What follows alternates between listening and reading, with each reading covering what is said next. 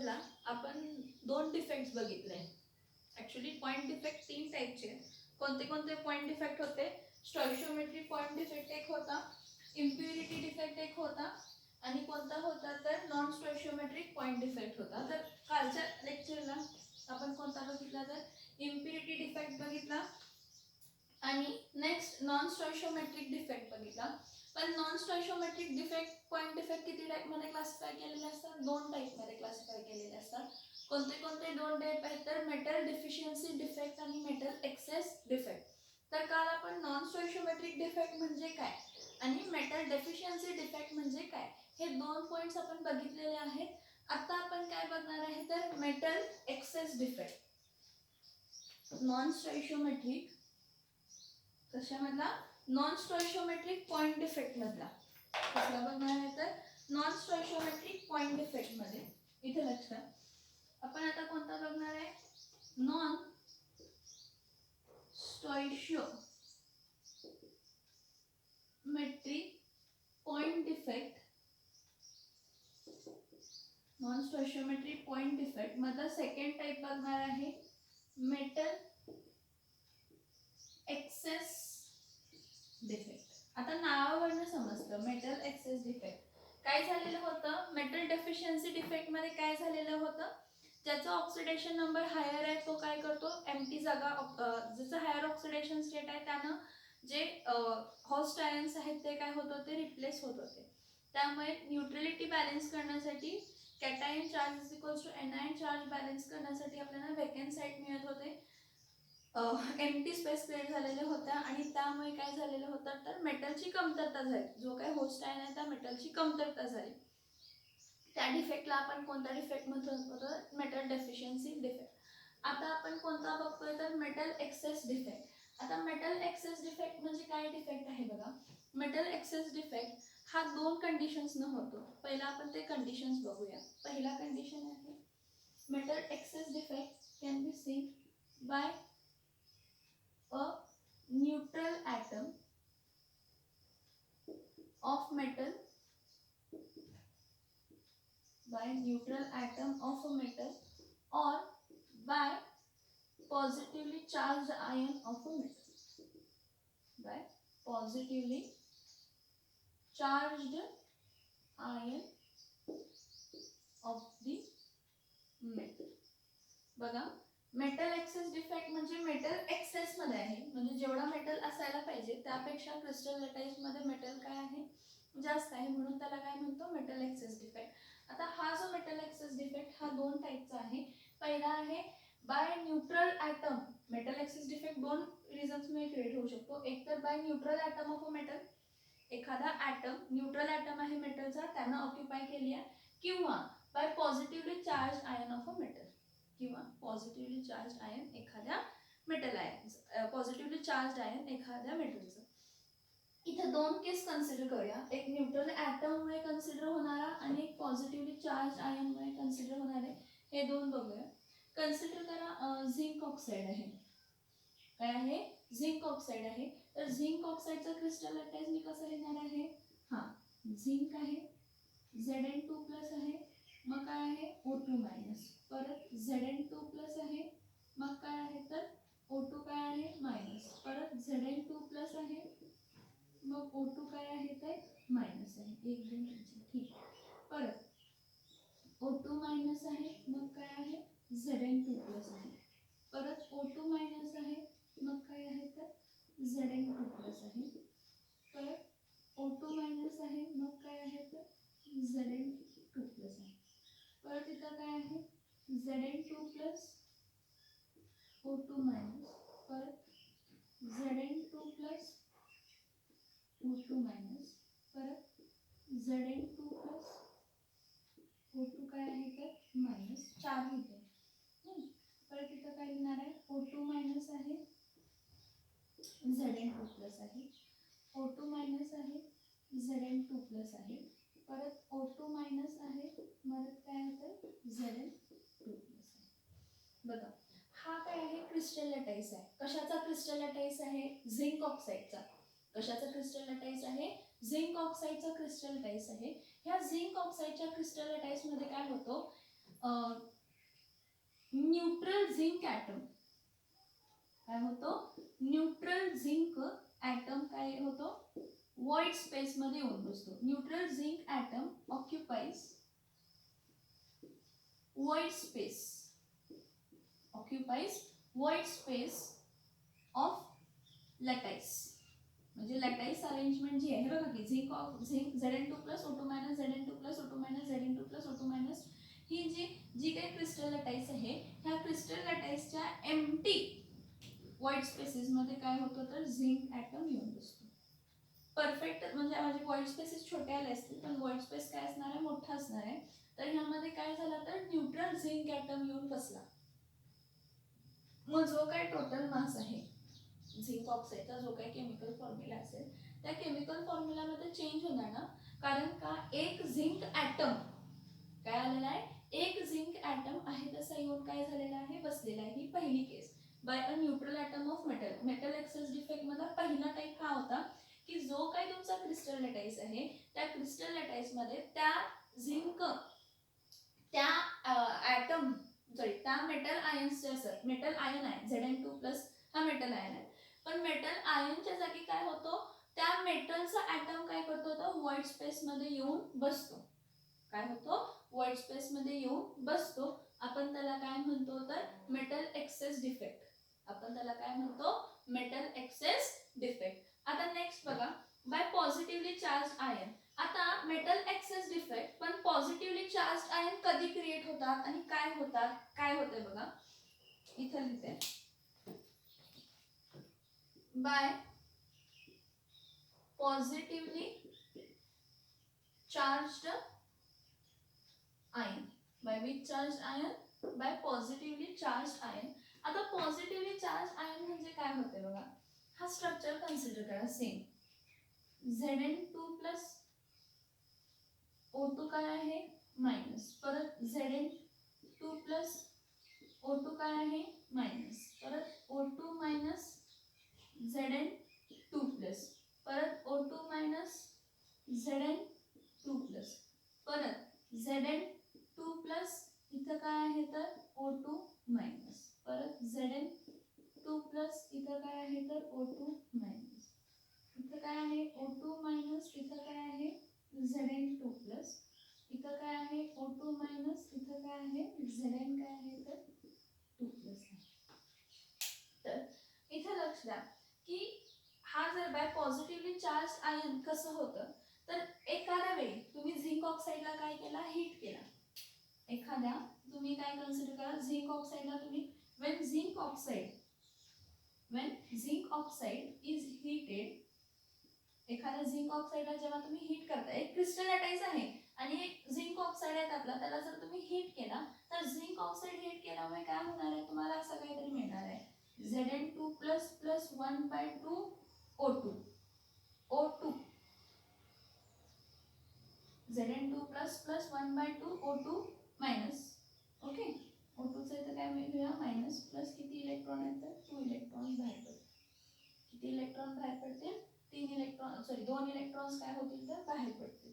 बघा जेव्हा तुम्ही झिंक ऑक्साईडला हीट करताय त्यावेळी तुम्हाला एखादा पॉझिटिव्हली चार्ज्ड झिंक आयन, हा बघा हा जो फॉर्म झालाय पॉझिटिव्हली चार्ज्ड झिंक आयन, तो काय करतो व्हाईट्स मध्ये जाऊन बसतो. Zn2 प्लस हा व्हाईट्स मध्ये जाऊन बसतो आणि ह्याचे जे इलेक्ट्रॉन असतात ना, हे इलेक्ट्रॉन्स पण काय करतात व्हाईट्स मध्ये डिफ्यूज होतात. हे इलेक्ट्रॉन्स पण काय करतात व्हाईट्स मध्ये डिफ्यूज होतात. म्हणजे नॉर्मल तुमचा झिंक ऑक्साईडचा स्ट्रक्चर होता, त्या नॉर्मल झिंक ऑक्साईडच्या स्ट्रक्चर मध्ये काय झालं, झिंक ऑक्साईडला हीट केल्यामुळे एक्स्ट्राचा Zn2 प्लस व्हाईट स्पेस मध्ये येऊन बसला आणि त्याचे इलेक्ट्रॉन्स जे होते ते व्हाईट्स मध्ये काय झाले तर डिफ्यूज झाले. व्हाईट मध्ये काय झाले, डिफ्यूज झाले. ह्याला आपण काय म्हणतो की metal excess defect by positively charge ion of the metal. Metal excess defect by positively charge ion of the metal. बघा दोन पॉइंट्स बघा, मेटल एक्सेस डिफेक्ट मध्ये दोन कॅटेगरीज आहेत. एक आहे पहिला सांगतो हे मेटल एक्सेस डिफेक्ट पहिला कशामुळे होऊ शकतो तर by a neutral atom of a metal और by positively charge ion of a metal. By neutral atom हा ए पॉइंट कन्सिडर करा आणि बाय पॉझिटिव्हली चार्ज आयन हा बी कन्सिडर करा. इथं काय झालेलं आहे, मी एक स्ट्रक्चर ड्रॉ केलेला आहे. ह्यामध्ये न्यूट्रल झिंक ॲटम काय करतो, हा झिंक ऑक्साईडचा स्ट्रक्चर आहे. ह्या झिंक ऑक्साईडच्या स्ट्रक्चरमध्ये काय होतं की एक न्यूट्रल झिंक ॲटम काय करतो, व्हाईट स्पेस ऑक्युपाय करतो. मग नॉर्मली झिंक ऑक्साईडचा स्ट्रक्चर असेल तो, त्यामध्ये एक्स्ट्राचा झिंक येऊन बसला. त्यामुळे एक्स्ट्राचा झिंक येऊन बसला म्हणजे काय, मेटलचा मास काय झाला, वाढला. म्हणून त्याला काय म्हणतो, मेटल एक्सेस डिफेक्ट. परत दुसऱ्या कॅटेगरीमध्ये काय करतो की जर तुम्ही झिंक ऑक्साईडला काय केला, हीट केला, तर तो झिंक ऑक्साईड हीट केल्यावर काय करतो, Zn2+ हा O2+ काय देतो, 2 इलेक्ट्रॉन्स. मग हा जो काही Zn2+ आहे हा व्हाईट स्पेस मध्ये काय करतो, जाऊन बसतो आणि त्याचे इलेक्ट्रॉन्स पण काय होतात, तर व्हाईट स्पेस मध्ये काय होतात, डिफ्यूज होतात. ह्या डिफेक्टला आपण काय म्हणतो, तर मेटल एक्सेस डिफेक्ट. काय म्हणतो आपण ह्याला, मेटल एक्सेस डिफेक्ट. हा पहिला टाइप आहे. काय आहे, हा पहिला टाइप आहे.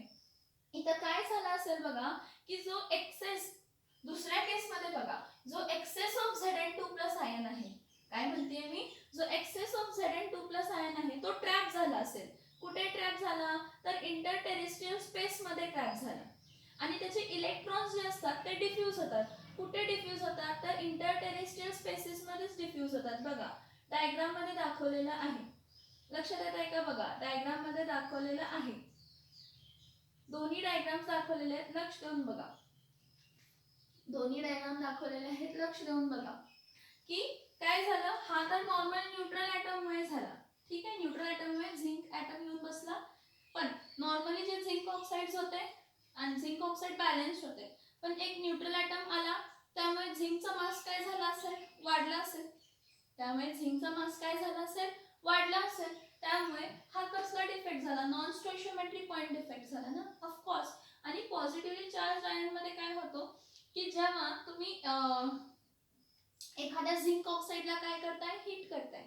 जेव्हा तुम्ही काय करताय, एखाद्या झिंक ऑक्साइडला काय करताय, हीट करताय, तर तो झिंक ऑक्साइड देताना काय देतो, Zn2++ हाफ O2, इथं मायनस नाही, sorry, Zn2++ half O2+ 2 electrons. किती इलेक्ट्रॉन्स बाहेर पडतात, 2. हे जे 2 इलेक्ट्रॉन आहेत आणि हा जो Zn2+ आहे ऑक्साइड, झिंक ऑक्साइडला जेव्हा तुम्ही हीट केला तेव्हा हा Zn2+ आयन काय करतो, इंटरटेरेस्ट्रियल स्पेस मध्ये, लॅटाईस स्पेस मध्ये काय होतो, जाऊन बसतो आणि त्याचे 2 इलेक्ट्रॉन्स काय होतात, तर त्याचे 2 इलेक्ट्रॉन होतात काय होतात, तर एम्प्टी स्पेसेस मध्ये येऊन बसतात. त्याला सांगू शकतो काय की in zinc oxide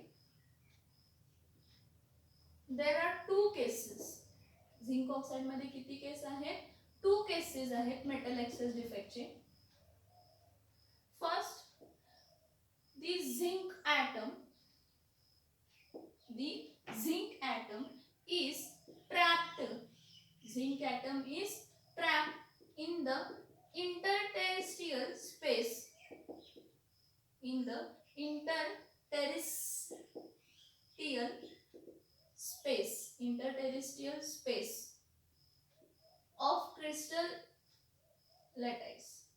Interterrestrial space of a crystal lattice, due to which mass of zinc increases. त्यामुळे mass of zinc, normal zinc oxide मध्ये मास ऑफ झिंक काय होणार आहे, इन्क्रीज होणार आहे. त्यामुळे त्याला डिफेक्ट कोणता म्हणतो, मेटल एक्सेस डिफेक्ट. ही पहिली केस आहे. आणि दुसऱ्या केस मध्ये काय, दुसऱ्या केस मध्ये काय की when zinc oxide is heated, then Zn2+ ions get trapped. कशामध्ये ट्रॅप होतात, गेट ट्रॅप. हे एक्स्ट्राचे Zn ऑक्साइड आहे ना, एक्स्ट्राच्या Zn ऑक्साइडला जर तुम्ही हीट केला तर त्यातला Zn2+ ion gets trapped in interterrestrial spaces. In the interterrestrial space, that is voids of crystal lattice, as well as the electron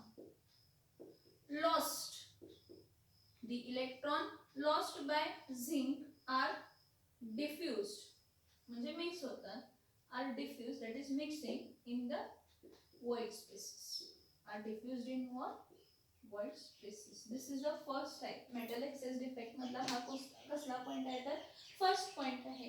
बघा समजतोय का? ते पॉइंट जे लिहिले ते समजतात का बघा. इन झिंक ऑक्साइड दोन केसेस आहेत. कशामुळे तर by neutral atom of metal किंवा by positively charge ion of a metal. Zinc atom is पहिल्या केसमध्ये, पहिला केस म्हणजे हा डायग्राम आहे बघा.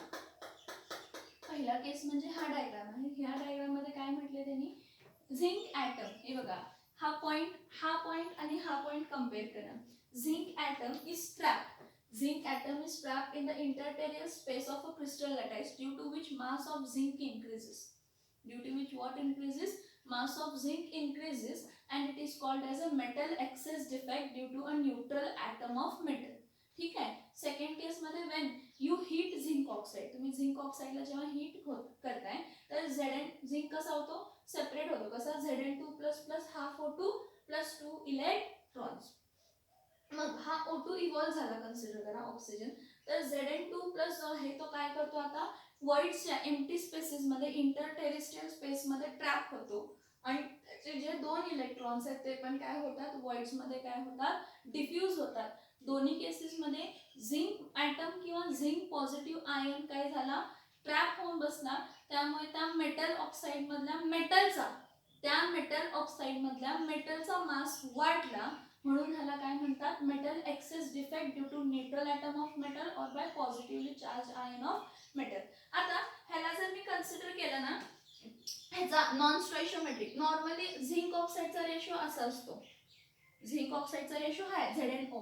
पण जेव्हा मेटल एक्सेस डिफेक्ट होतो त्यावेळी आपण काय लिहितो, Zn1 + x. हा x म्हणजे जो एक्स्ट्रा हे झिंक ॲटम आहे किंवा हा Zn2+ आहे त्याचा मास. मग मला सांगा, ह्याचा स्टॉइशियोमेट्री चेंज झाली ना. हा जेव्हा डिफेक्ट नाही आहे, हा जेव्हा डिफेक्ट आहे, पण कसला डिफेक्ट आहे, मेटल एक्सेस डिफेक्ट आहे, त्यावेळी ह्याची स्टॉइशियोमेट्री काय झाली, चेंज झाली. त्यालाच म्हणतो नॉन स्टॉइशियोमेट्रिक पॉइंट डिफेक्ट. काय म्हणतो आपण, नॉन स्टॉइशियोमेट्रिक, त्याला काय म्हणतो तर पॉइंट डिफेक्ट. हा पॉइंट समजतोय का बघा.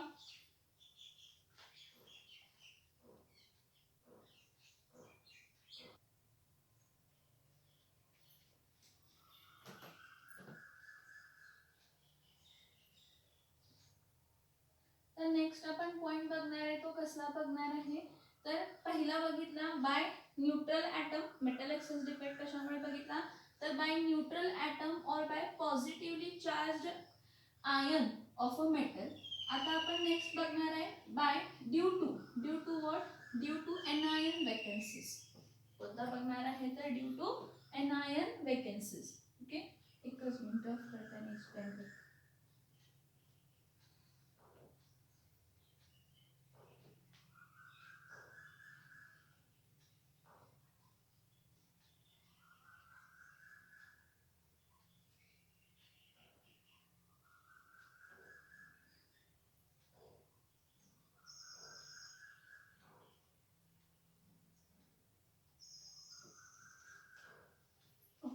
आता आपण second type of metal excess defect बघतोय. आणि second type of metal excess डिफेक्टला आपण काय म्हणतो तर बाय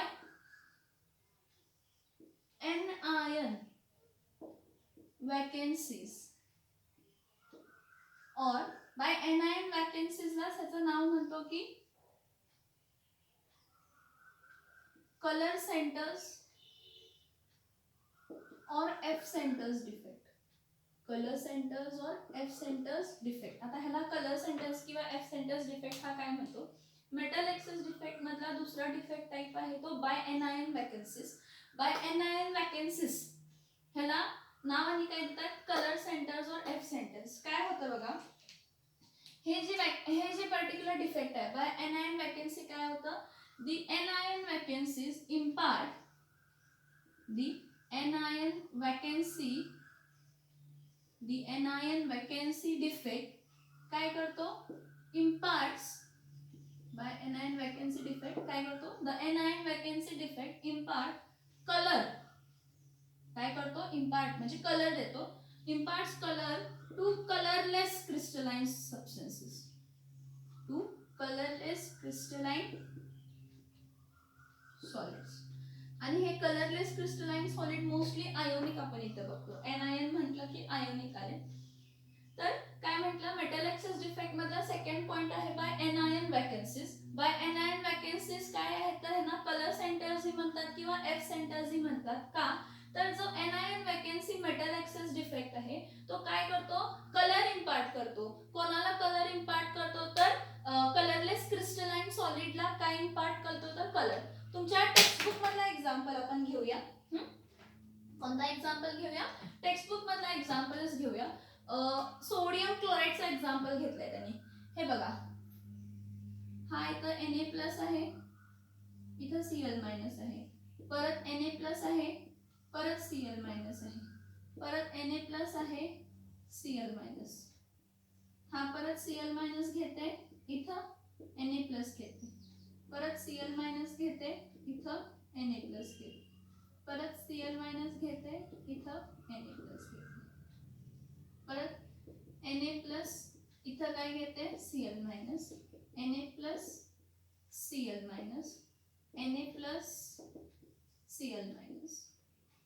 परत Cl-, Na+, Cl-, Na+, Cl-, Na+, परत Na+, Cl-. तुम्ही मला मॅडम एवढा स्ट्रक्चर मोठा का ड्रॉ करते, तर त्याचं रिझन आहे बघा, मला काहीतरी दाखवायचं आहे. हा क्रिस्टलाइन सॉलिड लॅटाईस अरेंजमेंट झाली. तर जेव्हा तुम्ही हा सोडियम क्लोराइड क्रिस्टलाइन सॉलिडला काय करताय, when NaCl crystalline solids, when NaCl crystalline solid, no, when in NaCl crystalline solid काय करतो, in NaCl crystalline solid this NaCl crystalline solid are crystalline solids are heated in the atmosphere. ह्याला heat करतो, कोणाच्या atmosphere मध्ये, are heated in the atmosphere of sodium vapor.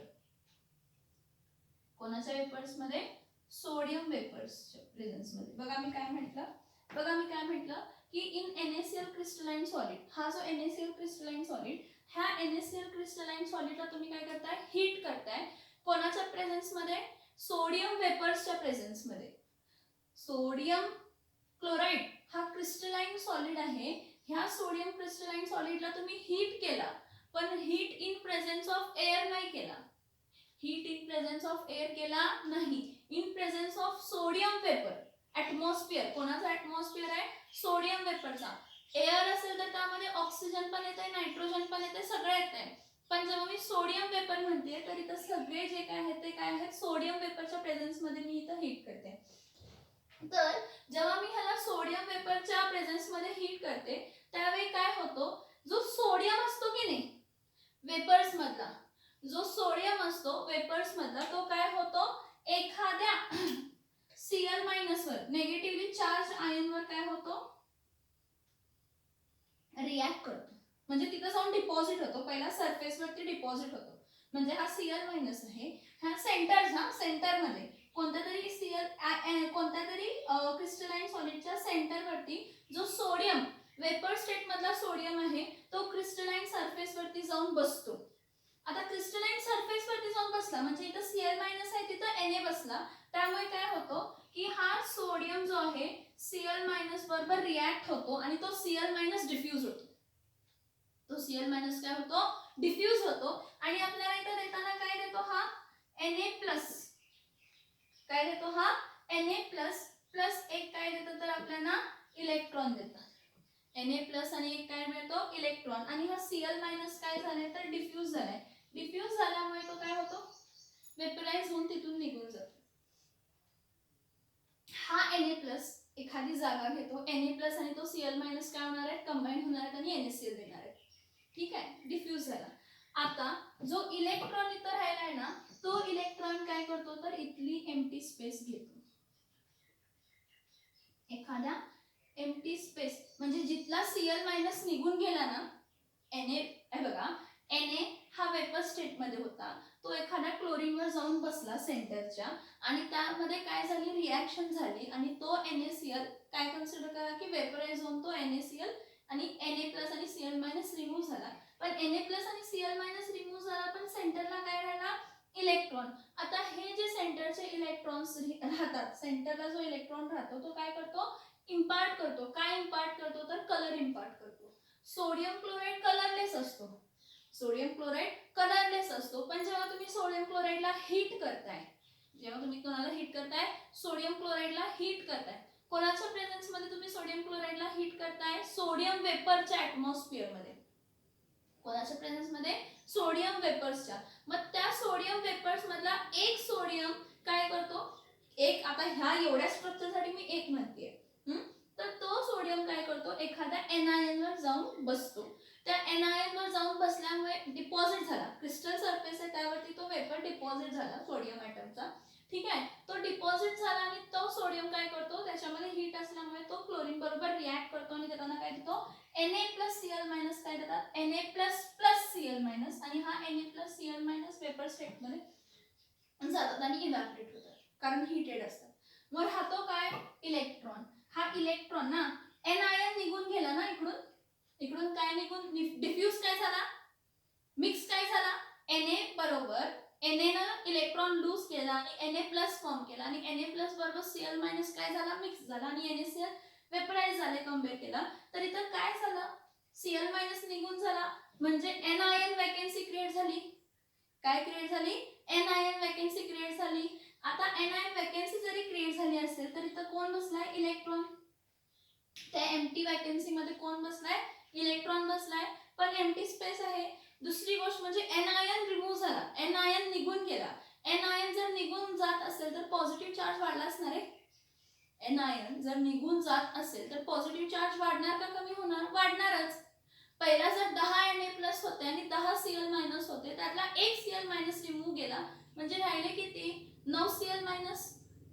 Cl- हे बघा, पहिला काय म्हटलं, क्रिस्टलाइन सॉलिड मध्ये 10 Na+ होते आणि 10 Cl- होते. मग जेव्हा आपण NaCl क्रिस्टलाइन सॉलिडला हीट केलं सोडियम वेपरच्या प्रेझेन्स मध्ये, तर एखादा सोडियम ॲटम काय करतो, त्या क्लोरीन आयन बरोबर डिफ्यूज होतो, मिक्स होतो आणि तो NaCl रिमूव्ह होतो आणि तिथे राहतो काय, तर इलेक्ट्रॉन. सोडियम तर एक्स्ट्राचा होता, वेपर स्टेट मधला सोडियम होता.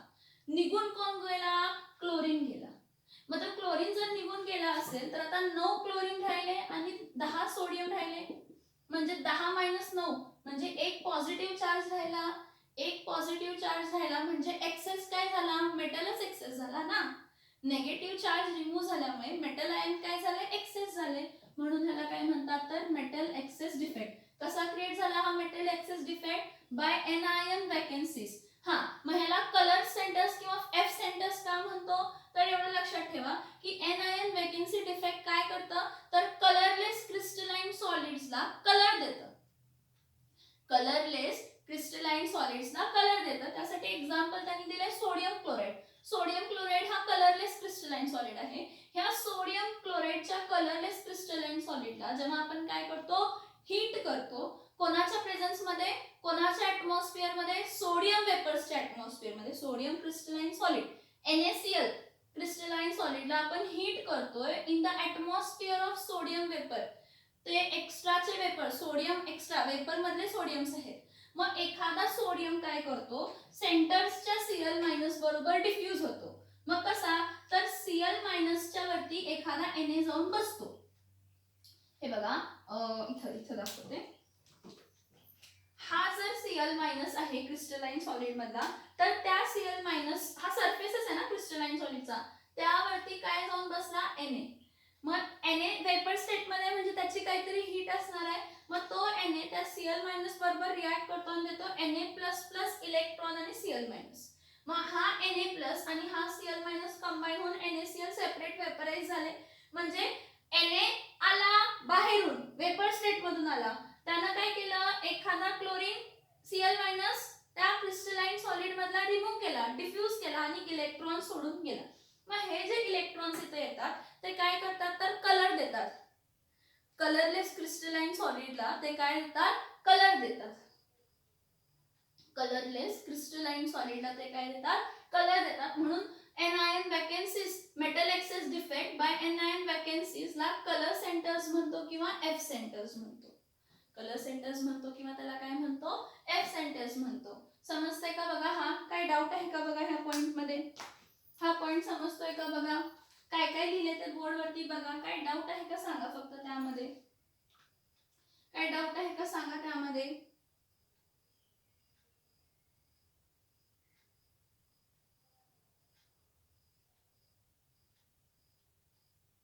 काय डाऊट आहे का सांगा त्यामध्ये.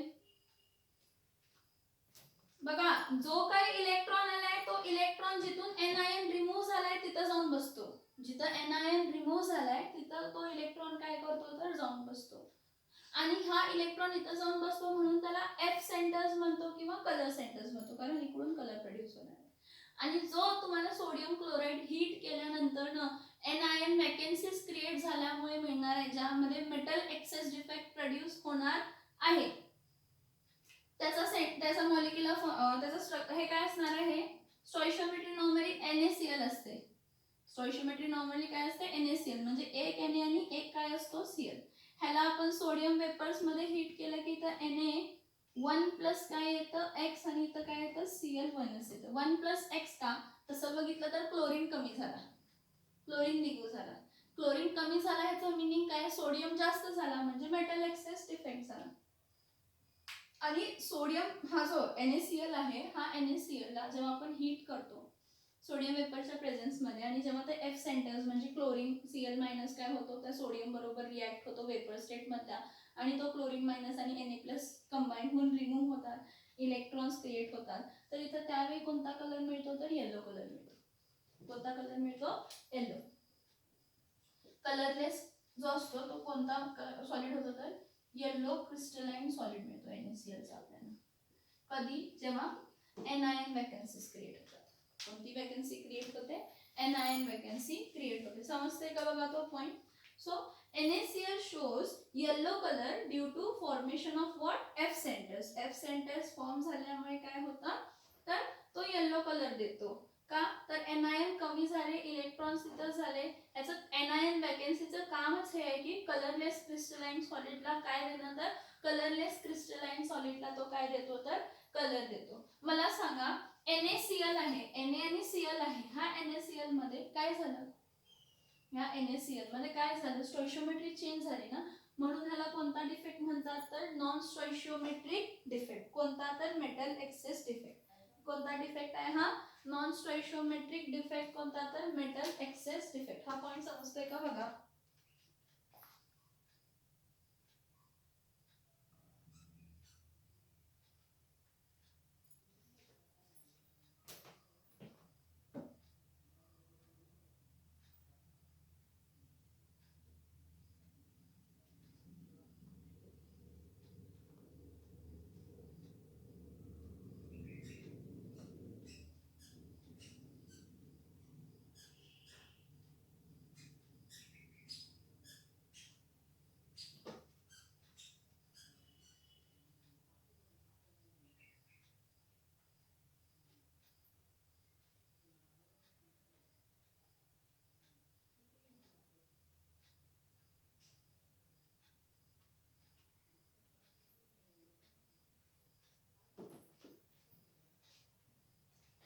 ओके, आता नेक्स्ट प्रॉपर्टी आपण डिस्कस करूया. कशाची तर क्रिस्टलाइन सॉलिडची नेक्स्ट प्रॉपर्टी बघूया. Electrical properties, electrical properties of crystalline solid. Electrical properties of crystalline solid. एक बघा, जेव्हा टॉपिक स्टार्ट झाला तेव्हाच मी काय म्हटलं की स्टेट्स ऑफ मॅटर मध्ये आपण लिक्विड आणि गॅस मागच्या वर्षी बघितलं, सॉलिड ह्या वर्षी बघतोय, कारण सॉलिड मध्ये टाइप्स खूप जास्त. मग क्रिस्टलाइन सॉलिड्स मध्येच आपण किती टाइप ऑफ क्लासिफिकेशन बघितले, 4 टाइप ऑफ क्लासिफिकेशन बघितले. तर हे जे काही सॉलिड्स आहेत हे वाईड रेंज ऑफ प्रॉपर्टीज दाखवतात respect to conductivity. What is conductivity, conductivity is an ability to conduct electricity or the ability to the flow of electrons or the ability to flow charge. एखाद्या solid मध्ये जर electrons flow असतील किंवा charge flow असतील तर it is a good conductor of electricity. मग तुम्हाला solid मध्ये वाईड रेंज बघणार मिळणार आहे. नॉर्मली आपण पिरियॉडिक टेबल्स मध्ये बघतो की आपण पिरियॉडिक टेबल मध्ये एलिमेंट्सला क्लासिफाय करताना किती टाइप मध्ये क्लासिफाय केला? 3 टाइप मध्ये, मेटल्स, नॉन मेटल्स आणि मेटलॉइड्स. तिथं त्याची इलेक्ट्रिकल कंडक्टिव्हिटी ही डिस्कस केली ना की metals are good conductor of electricity, non metals are bad conductor of electricity and metalloids are showing intermediate properties, like they are showing the properties of metals also sometimes, or sometimes normally they are behaving as a non-metal, bad conductor, but at high temperatures or by doping condition आपण study करणार आहे, they will be a good conductor of electricity. तर इथं बघा, electrical properties of crystalline is a solid is studied with the help of conductivity property, is studied with the point of conductivity property. Now what is conductivity property? Conductivity, electrical conductivity. Conductivity कोणता तर electrical conductivity. Electrical conductivity is, electrical conductivity means ability to allow the flow of electrons or flow of charge in a substance. एखाद्या substance मध्ये जर electrons flow होऊ शकतात किंवा charge flow होऊ शकतो त्यावर डिपेंड करतो. तर आपण काय करूया, depending upon electrical conductivity, depending upon electrical conductivity. आता परत इलेक्ट्रिकल कंडक्टिव्हिटीसाठी मी तुम्हाला रिलेशन सांगते. हे बघा, resistance is directly proportional to length and resistance is inversely proportional to area. Resistance म्हणजे काय? The ability of a substance to obstruct the flow of electron. He resistance आहे. हे डायरेक्टली प्रोपोर्शनल लेंथ असतं आणि inversely proportional एरियाला असतो आणि ह्याला आपण कंबाईन करून काय करतो, R is directly proportional to L by A. Now हे डायरेक्टली प्रोपोर्शनॅलिटी साइन रिमूव्ह करून आपण काय लिहितो, R is equals to rho L by काय लिहितो तर A. ही रो म्हणजे काय होती तर रेझिस्टिव्हिटी होती. ही रो म्हणजे काय होती, रेझिस्टिव्हिटी. तसंच काय असतं कंडक्टन्स. कंडक्टन्स जो असतो तो डायरेक्टली प्रोपोर्शनल एरिया असतो, म्हणजे जेवढा जास्त एरिया तेवढी जास्त conductivity. And conductance is inversely proportional to length. जेवढं कमी एरिया, जेवढं कमी लेंथ तेवढी कमी कंडक्टिव्हिटी. मग ह्याला जर कंबाईन केलं तर G is directly proportional to A by काय असतं L. ही डायरेक्टली प्रोपोर्शनॅलिटी साइन रिमूव्ह करून आपण एक साइन इंट्रोड्यूस करतो K, A बाय L. आणि हा K म्हणजे काय असतो तर इलेक्ट्रिकल कंडक्टिव्हिटी. हा K म्हणजे काय असतो, इलेक्ट्रिकल कंडक्टिव्हिटी. समजतंय का बघा, R is directly proportional to L, R is inversely proportional to A. ह्याचं उलट काय, G is directly proportional to A, G is inversely proportional to length. ह्यापासून म्हणजे हे डायरेक्टली प्रोपोर्शनॅलिटी साइन रिमूव्ह करून आपण एक काढला कॉन्स्टंट, तो कंडक्टिव्हिटी. आणि कंडक्टिव्हिटी आपण कशामध्ये मेजर करतो तर ओहम इनवर्स सेंटीमीटर इनवर्स. कशामध्ये मेजर करतो, ओहम इनवर्स सेंटीमीटर इनवर्स. तुम्ही म्हणाल मीटर इनवर्स का नाही, मीटर इनवर्स घेऊ शकतो, काही प्रॉब्लेम नाही मीटर इनवर्स घेण्यासाठी, पण मोस्टली म्हणजे रेझिस्टिव्हिटी आणि कंडक्टिव्हिटी ते आपण सेंटीमीटर्सच्या फॉर्म मध्ये मेजर करत असतो. त्यामुळे depending upon electrical conductivity, depending upon the electrical conductivity, the crystalline solids, जे क्रिस्टलाइन सॉलिड्स आहेत, the crystalline solids are classified into 3 types. crystalline solids किती टाइप मध्ये क्लासिफाय केलेले आहेत, 3 टाइप्स मध्ये क्लासिफाय केलेले आहेत. तर कोणते कोणते 3 टाइप्स आहेत बघा. crystalline solid is classified into 3 types. which are these 3 types? सगळ्यात पहिला आहे कंडक्टर्स. सगळ्यात पहिला काय आहे, कंडक्टर्स. नेक्स्ट काय आहे, सेमीकंडक्टर्स. नेक्स्ट काय म्हणतो, सेमीकंडक्टर्स. आणि थर्ड कोणता आहे तर इन्सुलेटर्स. थर्ड कोण आहे तर इन्सुलेटर्स. इथं लक्ष द्या की डिपेंडिंग अपॉन इलेक्ट्रिकल कंडक्टिव्हिटी, आपण काय डिस्कस करतोय, electrical properties of crystalline solid discuss करतोय. तर electrical properties of crystalline solid मध्ये इलेक्ट्रिकल कंडक्टिव्हिटी म्हणजे काय, ability to allow the flow of electron और a flow of charge in a substance. हे परफेक्ट डेफिनेशन नाहीये मला माहित आहे, पण कंडक्टिव्हिटी म्हणजे ॲबिलिटी टू फ्लो कशाचं, इलेक्ट्रॉन्सचं किंवा चार्जचं. Now depending upon the how much electric conductivity a substance has, it has been classified into how many types? 3 types. It has been classified into how many types? 3 types. Conductors are those whose electrical conductivity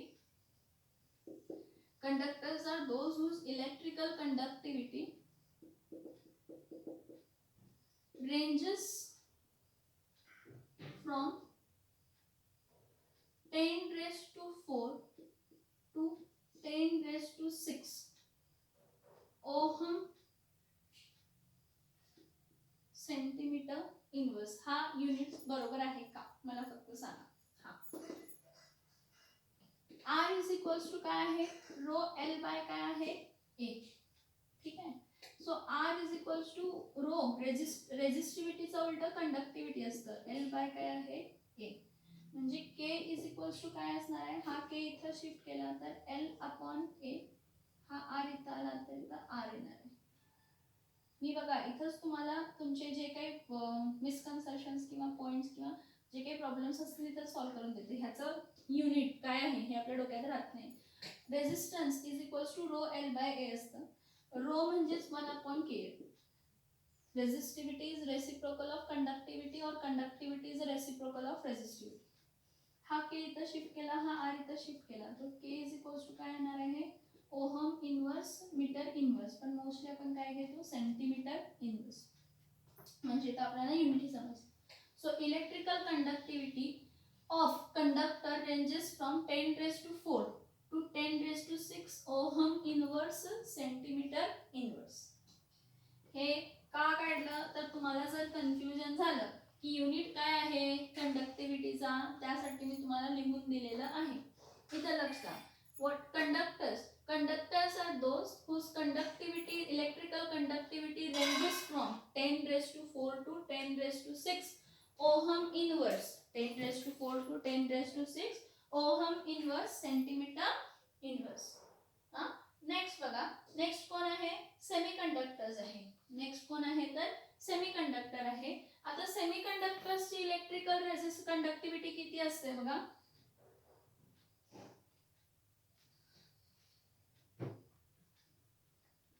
Semiconductor are those whose electrical conductivity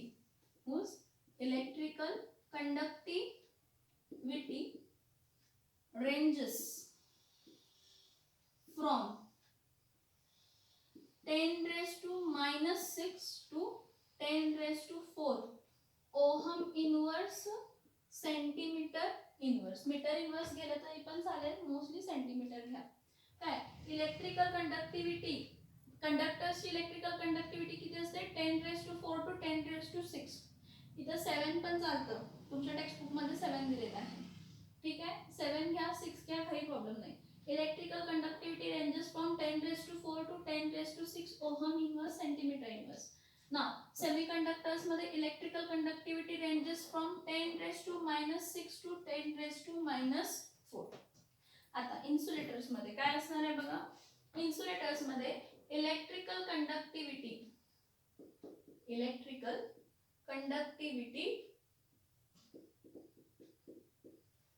ranges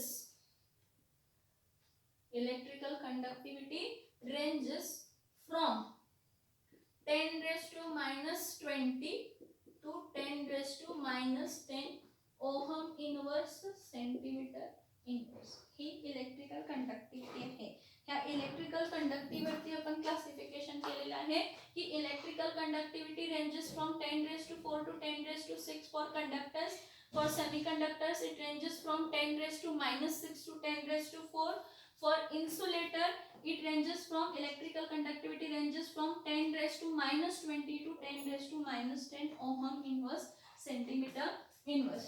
ना what are electrical conductors. Electrical conductivity ह्याची plus मध्ये आहे, means they are good conductor of electricity. ह्यातून electricity pass होऊ शकते. They are good conductor of electricity. They are bad conductor of electricity at room temperature. room temperature वर ते कसे आहेत bad conductor, but they can be conducting. Semiconductors can be conducting. They can be conducting at high temperature or by doping process. Or by doping process. इथे लक्षात काय सांगितलं की जे सेमीकंडक्टर्स असतात ते bad conductor of electricity at room temperature आहेत, पण दे बिकम कंडक्टिंग. ते इलेक्ट्रिसिटी कंडक्ट करू शकतात कुठे, हाय टेम्परेचरला किंवा डोपिंग केलं जातं. डोपिंग म्हणजे काय तुम्ही फिजिक्समध्येही बघणार आहात आणि डोपिंग म्हणजे आपण आता शिकणार आहे सेमीकंडक्टर्सच्या टाईपमध्ये. इन्सुलेटर्स मध्ये मायनस मध्ये आहे बघा इलेक्ट्रिकल कंडक्टिव्हिटी. मायनस मध्ये आहे म्हणजे काय असणार आहे, they are bad conductor of electricity. Insulators they are bad conductor of electricity. काय म्हणू शकतो आपण, they are bad conductor of what, they are bad conductor of electricity. ह्याचं एक्झाम्पल आता इन्सुलेटर्स कोण आहेत बघा. इन्सुलेटर्स मोस्टली कोण असतात, insulators are mostly molecular solids. Examples साठी आपण काय लिहू शकतो, who are insulators, non metals and molecular solids. non metals आणि molecular solids हे काय असतात, insulators असतात. ठीक आहे. सेमीकंडक्टर्स मेटलॉइड्स असतात. who are semiconductors, metalloids. Semiconductors कोण आहेत तर मेटलॉइड्स. आता इथे लिहिते हु आर सेमीकंडक्टर्स, मेटलॉइड्स. मग मेटलॉइड्स कोण कोण आहेत, मोस्टली आपल्याला नोन आहेत ते सिलिकॉन अँड जर्मॅनियम. सिलिकॉन अँड काय आहेत तर जर्मॅनियम. आता कंडक्टर्स, कंडक्टर्स कोण असतात तर all metals and ionic solids in molten state. And ionic solids in molten state. Or electrolytes. और कोणतं इलेक्ट्रोलाइट्स. इलेक्ट्रोलाइट्स म्हणजे ज्यावर पार्शियल इलेक्ट्रोलाइट्स म्हणजे ज्यावरती सेपरेशन चार्ज आहेत प्लस आणि मायनस, म्हणजे जे कॅटायन्स आणि एनायन्स काय करू शकतात, फॉर्म करू शकतात. बघा कंडक्टर्स कोण आहेत तर मेटल्स आणि आयोनिक सॉलिड्स. पण मेटल्स आणि आयोनिक सॉलिड्स कोणत्या स्टेटमध्ये, मोल्टन स्टेटमध्ये.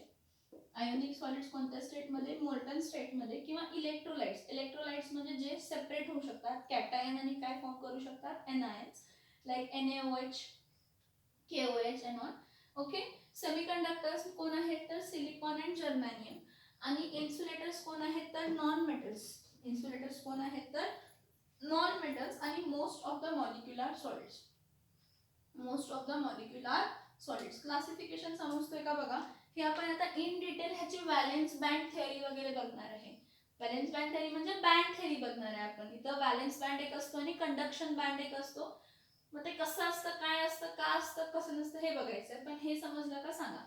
कंडक्टर्स, सेमीकंडक्टर्स आणि इन्सुलेटर्स हे इम्पॉर्टंट आहे. ह्याची रेंज इथं 10⁻⁷ करा. तुमच्या टेक्स्टबुक मध्ये 10⁻⁷ आहे. हे बरोबर आहे, ते पण बरोबर आहे. 10⁻⁶ लिहिलं तरी पण काही प्रॉब्लेम नाही आहे. बघा काही डाऊट आहे का बघा ह्या पॉइंट मध्ये. Conductors are good conductor of electricity. Insulators are bad conductor of electricity. Semiconductors are bad conductor at normal temperature और room temperature, but they can be conducting at high temperature. त्याला high टेम्परेचरला ते conducting असू शकतात. किंवा doping process. आता doping process अजून आपण बघितलेली नाही, पण आपण डोपिंग प्रोसेस बघितली की तुम्हाला तेही समजेल डोपिंग म्हणजे काय आणि त्यामुळे कंडक्टिंग का असणार. पण त्याआधी आपण व्हॅलेन्स बँड आणि कंडक्शन बँड ही थिअरी बघायची. कोणती थिअरी बघायची आहे, व्हॅलेन्स बँड आणि कंडक्शन बँड.